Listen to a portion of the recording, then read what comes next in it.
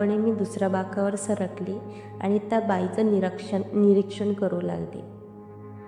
थोड्या वेळाने त्या वयस्कर बाईने आपल्या बॅगमधून गाठोड्यामधून एक पाण्याची बाटली काढली. तिने ती संपूर्ण बाकावर शिंपडली, जसं काही ती स्वच्छ करते आहे. मग आपल्या जवळच्या एका जुनाट रुमालाने ते स्वच्छ पुसू लागली. माझ्या बाजूला अजून एक मुलगा बसलेला होता.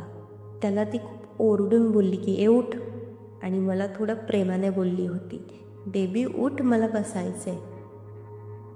ते पाहून मला थोडं आश्चर्य वाटलं. कितीही अशुद्ध कपडे असले, केस विस्कटलेले असले, पण स्वच्छतेची भावना अजूनही तिच्यात आहे, मी मनात म्हणाली. मात्र तिचं अजून एक वागणं खूपच वेगळं होतं.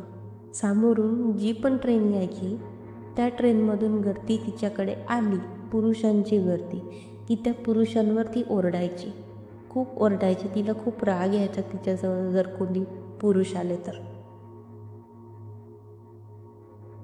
मीही पुरुष जवळ यायचा प्रयत्न केला की त्यांना रागाने दूर करायचे.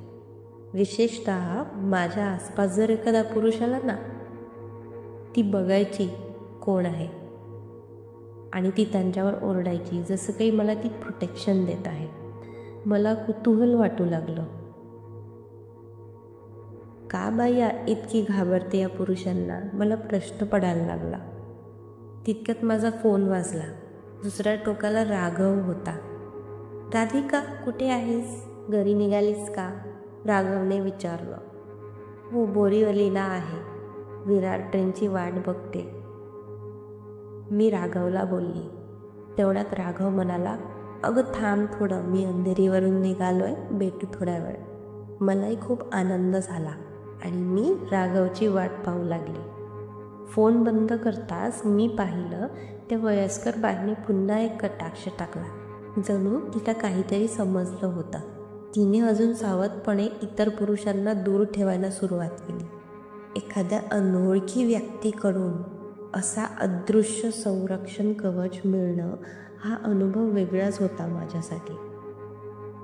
काही वेळातच गर्दीमधून वाट काढत राघव प्लॅटफॉर्मवर पोहोचला.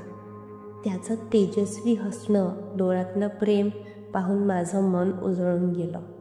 राघव माझ्या जवळ बसला.